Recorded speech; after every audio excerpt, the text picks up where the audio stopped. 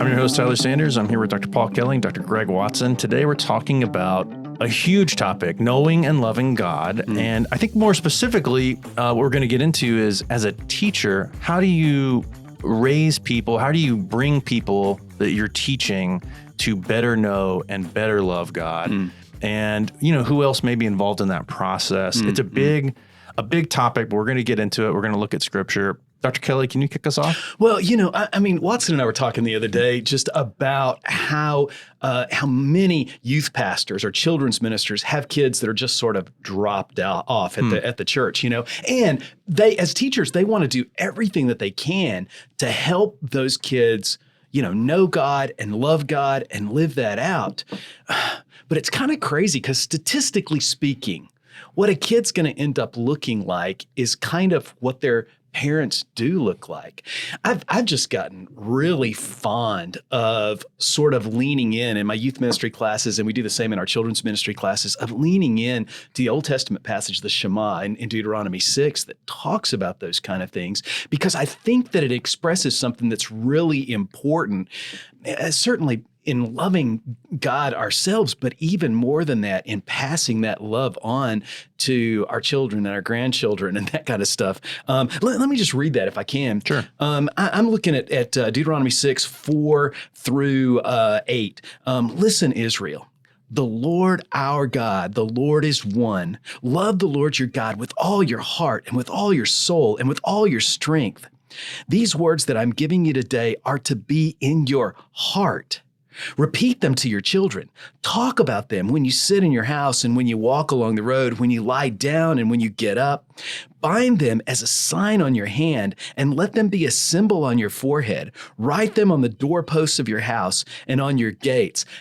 Just this really rich picture of parents, of all of us, loving God and then living out that love in a way that sort of becomes this daily reminder to the other people in our household, particularly to our children. Yep. You know, this is one of my favorite passages. In fact, if I had to nail down what is the central theological statement in the entire Old Testament, I would say it's Deuteronomy 6, and not just those verses, the whole thing. But you know, because we're talking about teachers and how they address this, let's kind of do some pedagogy stuff here. Let's kind of talk about where our starting place is. In the larger context of the whole book of Deuteronomy, and I'm not going to spend a lot of detail on this, but the book of Deuteronomy is quite literally written in the same literary format as an ancient treaty that would have been made between like a conquering king and the city he had conquered or the country he had conquered. Yeah, that's so good. It's crazy how the elements line up. And part of the elements in all of these are what they call stipulations. In other words, the stipulations or the demands that this conquering king is going to make on his conquered people, right? And there's two types. There's general stipulations, and then there are more specific stipulations, which are, you know, the general stipulations are general, but let's face it, there always arise little circumstances that you've got to specify. So in terms of the book of Deuteronomy, the Ten Commandments, beginning in chapter 5, is where we see those general stipulations laid out. Okay. So the Ten Commandments are actually these general, broad stipulations.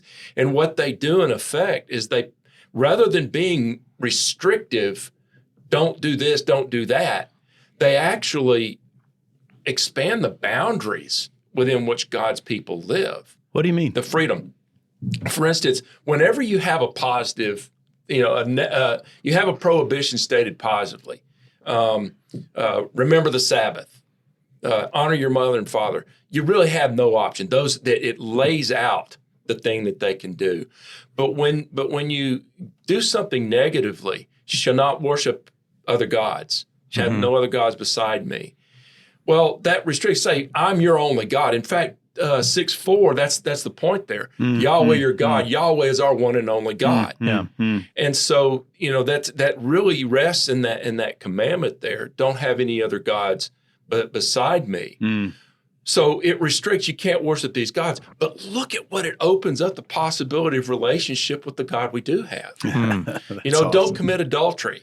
And this is a little overstated, but don't commit adultery means don't go have sex with somebody else's spouse, right? But look at the freedom that it opens up within the boundaries of your marriage, right? Don't steal other people's stuff, but enjoy the heck out of the blessing that God has given you. Yeah, right. So, they set very broad boundaries around life. And that's, that's wonderful and everything.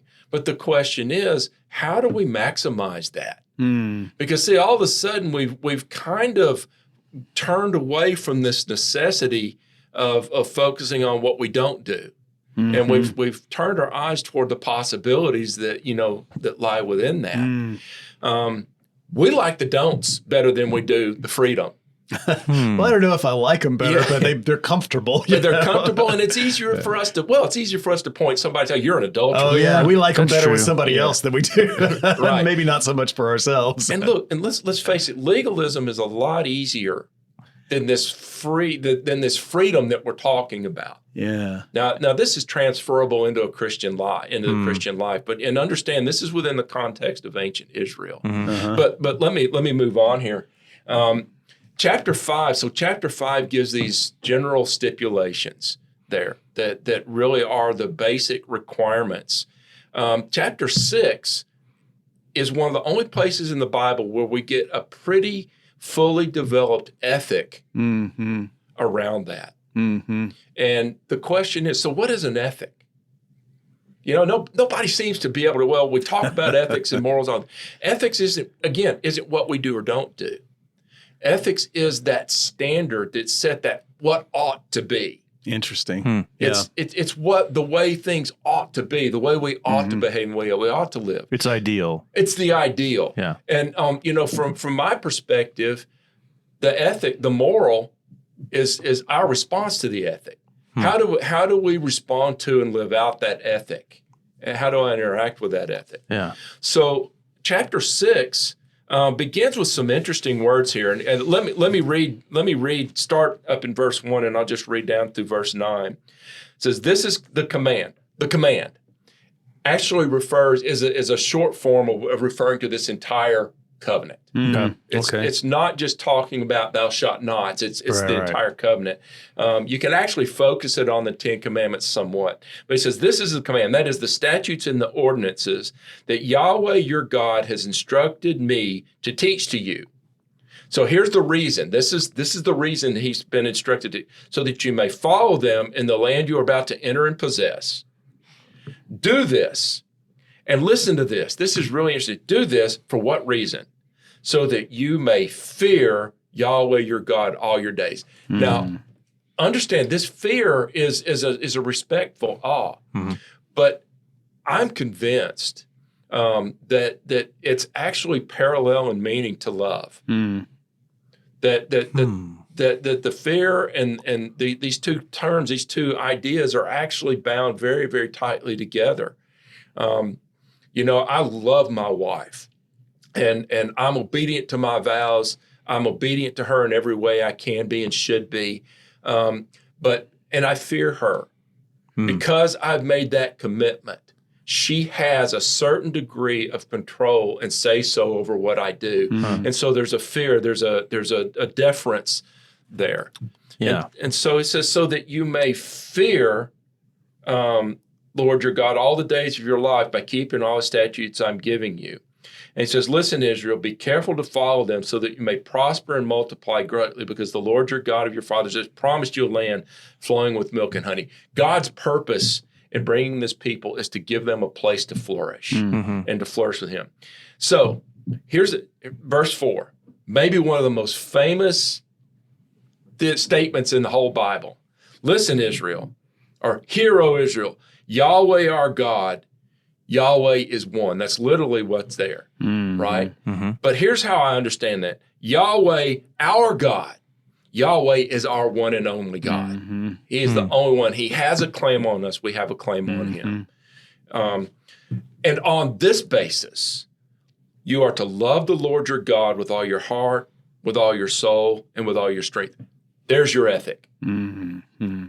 We belong to this God. And the ethic, the standard is you love the Lord your God. Mm. And what happens when we do that? These are the words that I'm giving you today are to be where? In your heart. He's not talking about keeping them on stone so that you walk by and check the list off every day. He says they're to Or be filling out the old envelopes like we used to do, where you check off all the things that you did and didn't do that week. Yeah, there's a lot of people that want to say there is no sanctification in the Old Testament. There is no growth, spiritual growth, because they didn't have the Holy Spirit. Hogwash. Mm-hmm. There's a good theological term. It's right here. It's right here that these things are in your heart, and there's a reality to this relationship with God that produces something in the lives that are in a relationship with Him. And he says, these words I'm giving you today are to be in your heart. Now listen, here comes the application. Repeat them to your children. Talk about them, and this is all in the context of repeating them to your children. Talk about them when you sit in your house and when you walk on the road, when you lie down and when you get up. Now, that's talking about virtually everything we do in our life. That's talking about the busy day in and day out. Right. Your children are to hear it, and if they're hearing it, they're not only hearing it, they're actually seeing it, because it's a daily reality that's lived out. And these next two, the Jews took very, very literally. Bind them as a sign on your hand, and let them be a symbol on your forehead. And they have the phylacteries that they bind around their wrists. And they're calling this obedience because they're wearing these things. But I'm saying, you know what? No, it's actually just bringing this same principle into the work we do with our hands in the day. And as we walk, what's the first thing people see when we're thinking? They see the obedience. And they know. Back in Deuteronomy 4, Moses says... back in chapter 4, he says, now, Israel, listen to the statutes and ordinances, that is the covenant, that I'm teaching you to follow so that you may live, enter the land, and take possession of the land the Lord your God, the God of your fathers, is giving you. You must not add anything to it.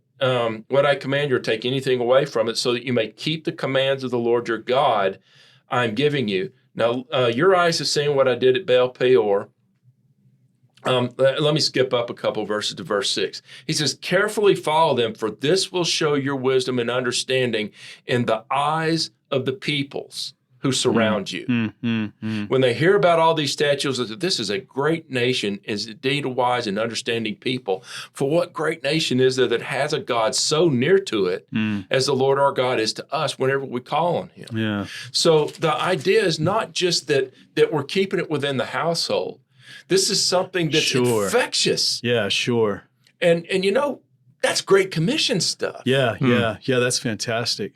Well, and the thing that's really rich about what you're saying is that I think that most parents, when they hear us talk about, repeating what God has said, the Lord your God is one, you should love the Lord your God with all your heart. So now repeat that over and over again. Right. Talk about that when you sit down. I think what that ends up translating into is the thou shalt and thou shalt nots. Right. It's the rules. And what you're saying is that the ethic is not, okay, clean your room because that's the way you honor God, or, get up on time without being asked because that's the way you honor God, or, that I think we end up wanting to put that ethic into the behavior that our kids do, because frankly, that's what annoys us, when you're a parent, but that instead of that, it seems like that what Moses is telling them, what God is saying here is that the real ethic, as you say, is for us to love God with all we are.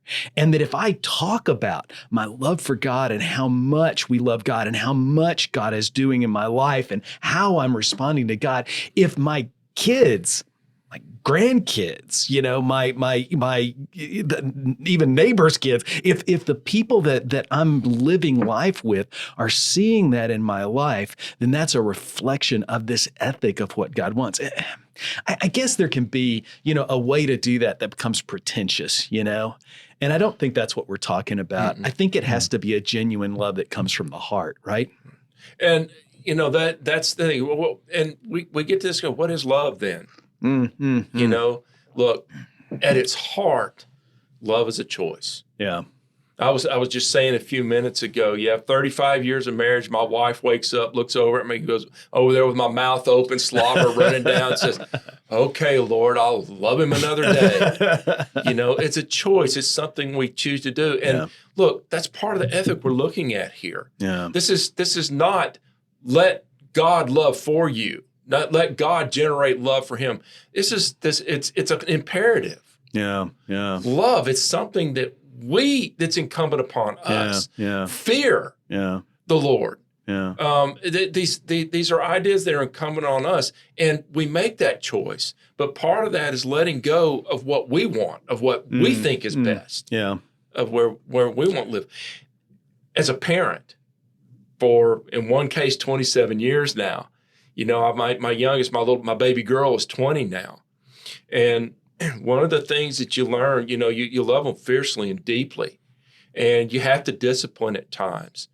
But now that they're getting older, I don't have the say-so in what they do. They want my approval. They know the things that I wouldn't approve of. But the hardest thing to communicate to them right now is it doesn't matter what you do. It doesn't matter who you bring home. It doesn't matter. You're my daughter. I love you. And there's great freedom in that.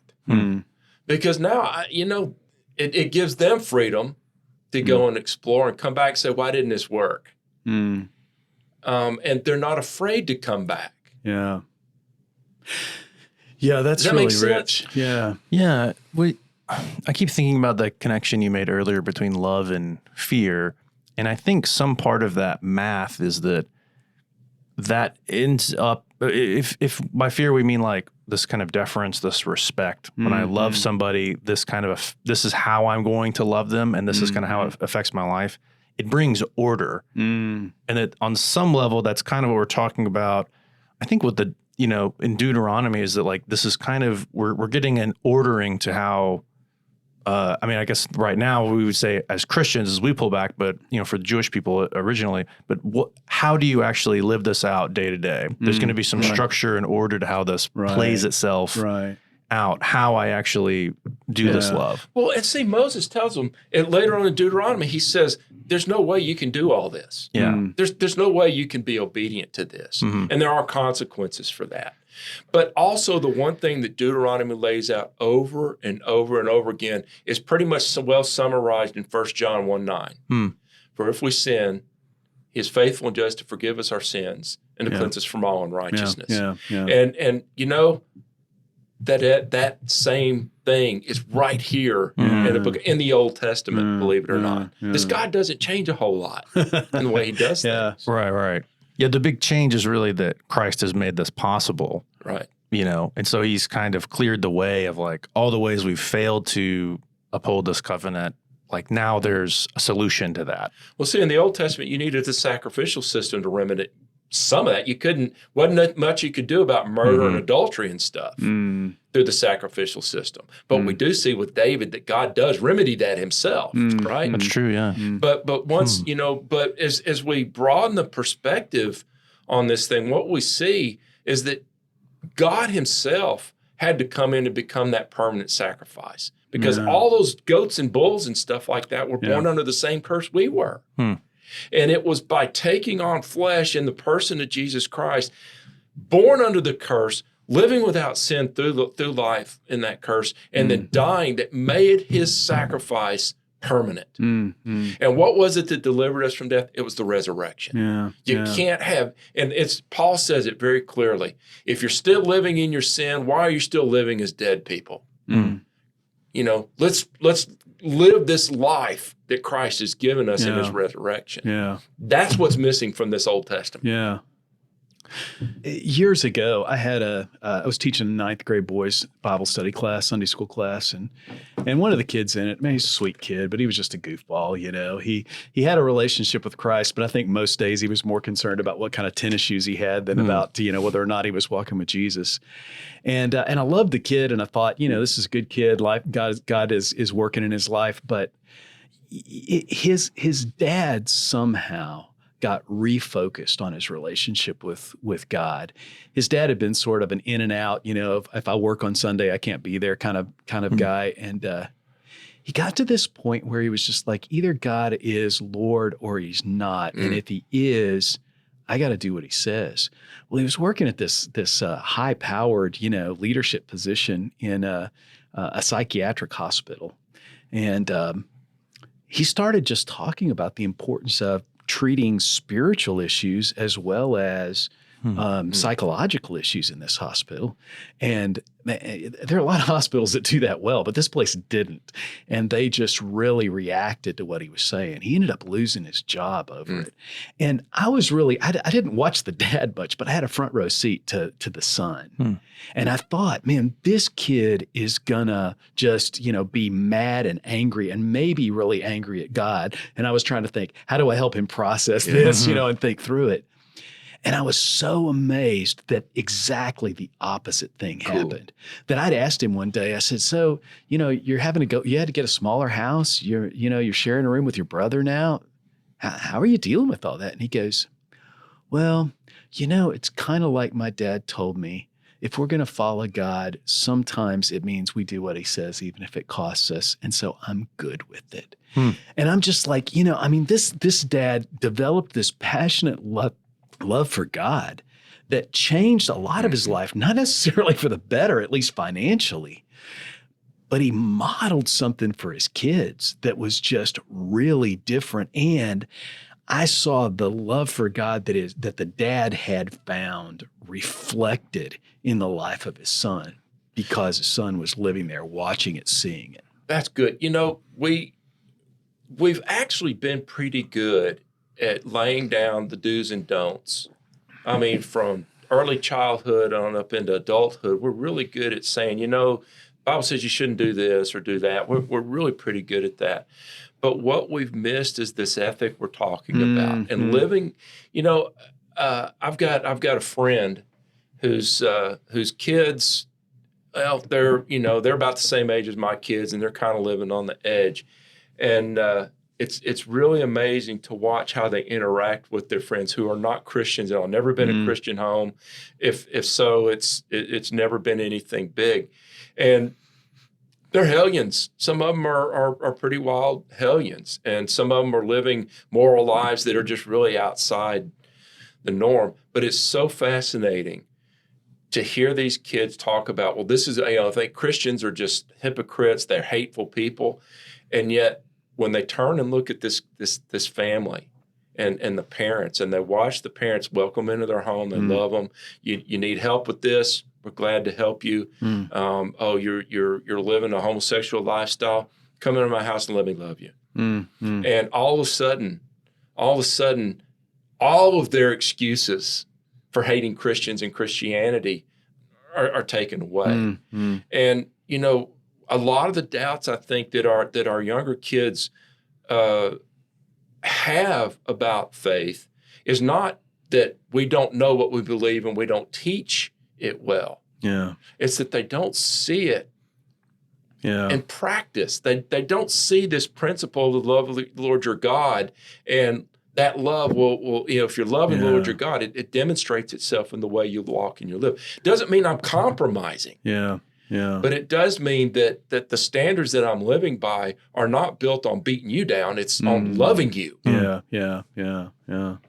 So where do you guys think the role of the teacher kind of lives in this process? There's a big emphasis, and obviously, between parents and children, but, kids who are in church, they're going to be bumping into other adults in the church. Sure. They're going to have teachers. There's the pastor. There's all these different people. Now. How does all this kind of coalesce? Well, of course. You're describing, the work of community. And when we have community that loves God together, that rubs off on the people that are in it. And maybe that's why you see, and it's Jesus, chaotic. Yeah, it's chaotic as well. But maybe that's why you see Jesus, sort of gathering disciples with him, that he just sort of keeps with him all the time instead of showing up, once a day for the the rabbinical teaching or whatever.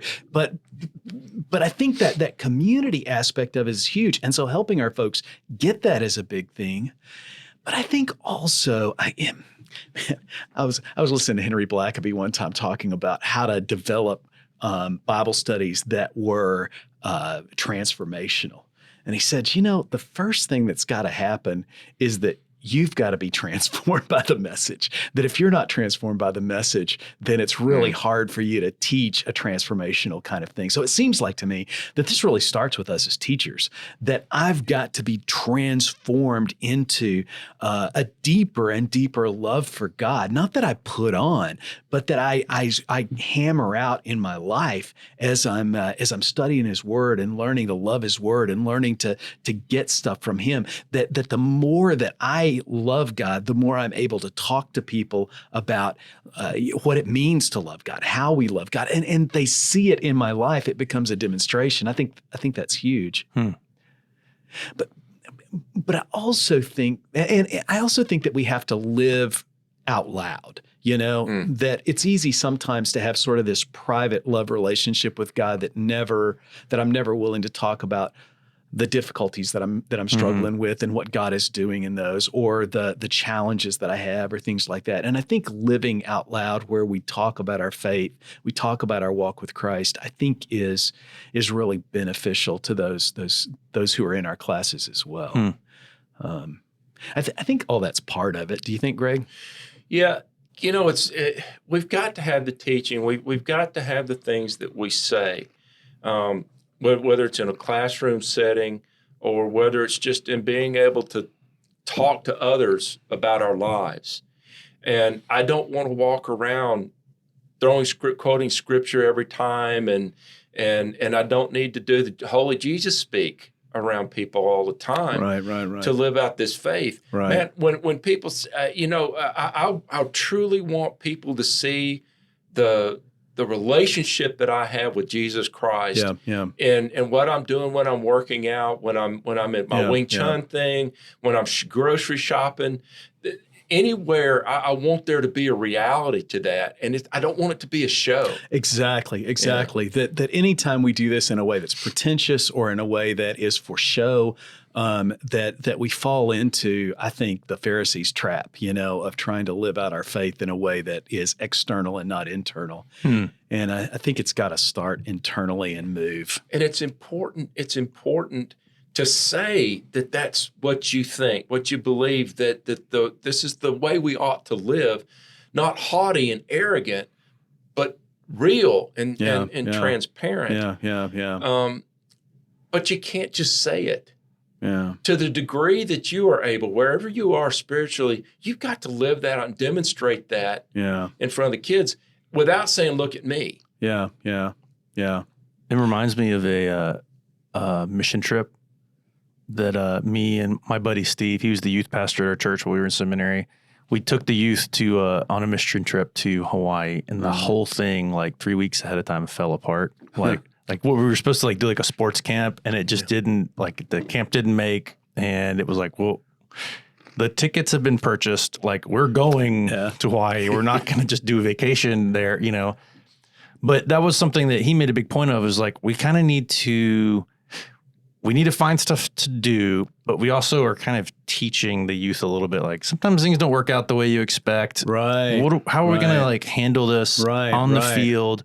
And so we got there and we were like, between the leaders, we were like, we have to be extra patient and like with each other and with kids, because we don't know exactly what we're going to do every day. We're going to be looking for stuff. And it's going to be a little chaotic because it's not, I mean, sometimes like schedules aren't going to work out, or we're not going to get lunch together because, some of us had to go somewhere else, whatever. And it all worked out well. It worked out fine. But I think he was right in kind of helping us think through, like, we're teaching them, we're not just teaching them how to do missions work here. We're kind of teaching them how to like deal with something unexpected. There's kind of a deeper truth we're trying to teach them here. Because that's life, right? That our lives don't work out to be, exactly the way that we plan them out to be, that there are interruptions. And sometimes I think those are clearly providential things that God intends, that in order to do things in our lives that help us to reach that correction. And I think parents can do the same kind of things, that when they're dealing with a frustration, or when they're dealing with financial shortfalls, or when they're dealing with, problems problems with the house, or things like that, that when they model a sense of, even in this, I love and fear God, even in this, God is preeminent and God is what's most important. And sometimes, that means coming back and apologizing when you screw up, Yeah. But I think living that out in front of kids is so, and the difference between what kids get when they come to church, because we're going to teach them some theology that maybe their parents don't get, wouldn't be able to say as well. And we're going to teach them some ethics in the sense that maybe their parents wouldn't put it together quite that way. We're going to give them a community kind of feel for faith community. All that stuff is really, really rich, but we can never out-parent parents. That for kids, whether they be preschoolers or whether they be, high school seniors about to graduate and go off to college, that parents have more influence on the spiritual lives of their teenagers than in almost every case, well, in most cases, than anyone else will, for better or for worse. So Christian Smith, when he was doing his research on the religiosity of teenagers in America, he basically just made the statement that for parents, what they are spiritually is what they get in their kids. That statistically speaking, not universal, but statistically speaking, that what a teenager or a young person grows up to look like spiritually is going to mirror the kind of faith they've seen in their parents. Mm-hmm. I mean, I tell my youth ministry guys all the time in classes that every time you get to be in front of parents or talking with parents, you need to reaffirm for them that their spiritual life is the most important thing in their kid's spiritual life. And that if there's a Sunday school teacher of ninth graders, that every time I talk to a parent, I need to be saying, wow, I love your kid and we're trying to teach him good things. I'm delighted to partner with you. Of course, you're the one that's going to make the most difference in his life spiritually. Yeah. And I think that kind of approach to teaching, where I want to teach the kids as well as I can, but realizing that I need to speak into their whole family, that I need to help parents to see the possibilities of what they're living out this love for God could mean in the way that their kids love God. It seems huge to me. Yeah. Well, another kind of weird aspect of this, it kind of simplifies things a little bit. I think there are moments in our lives where we're kind of blessed with this self-consciousness and we know like, oh, I'm in a moment where I need to be like living a Christ-like life because people are watching or like, whatever it is. But 9 times out of 10, you don't have that awareness. Right.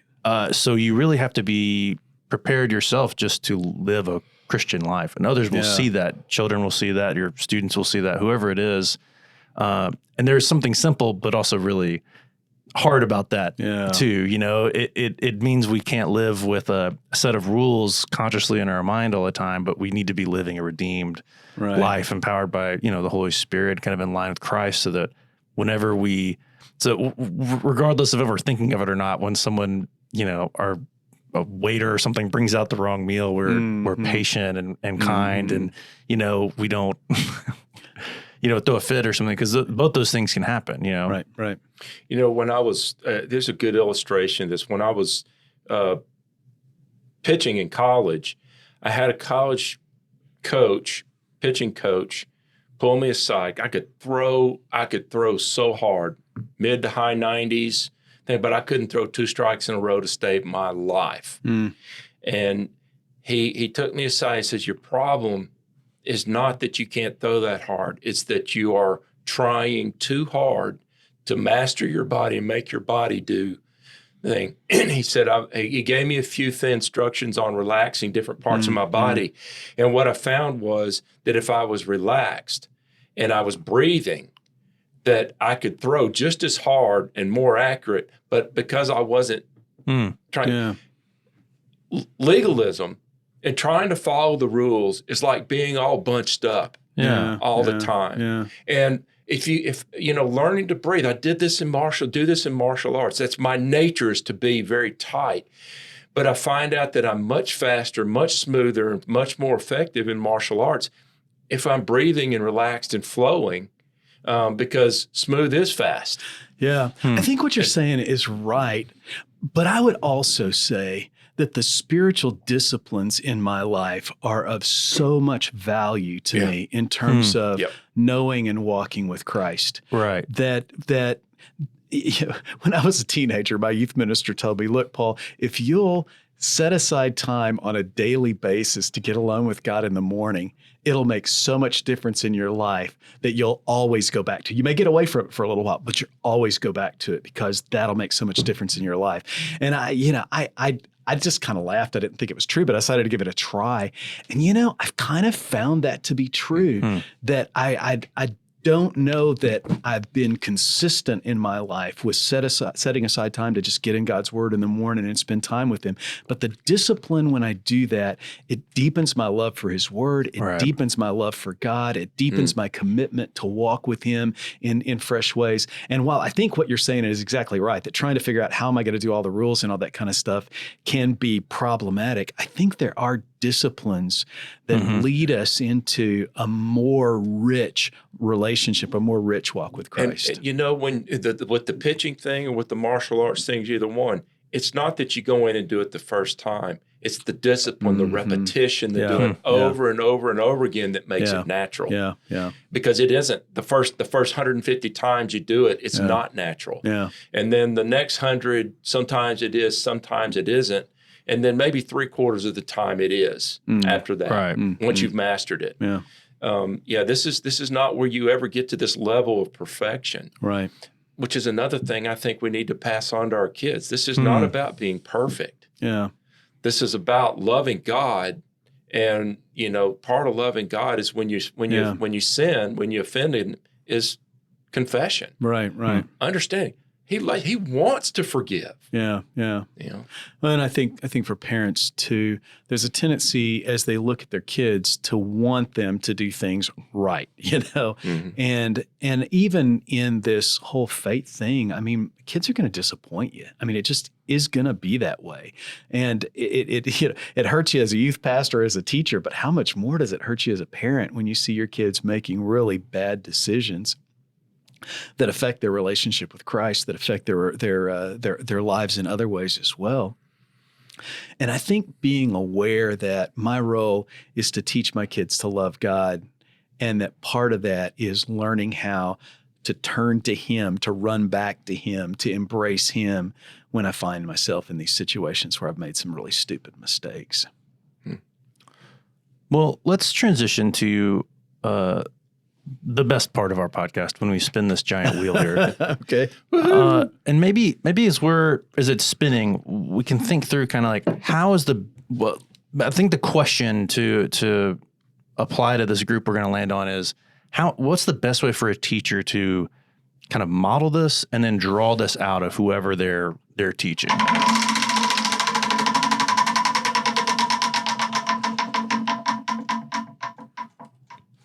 Nice. We landed on the seniors. We've been talking about children the whole time. Yeah. I think this is a great test case though. Yeah. Absolutely.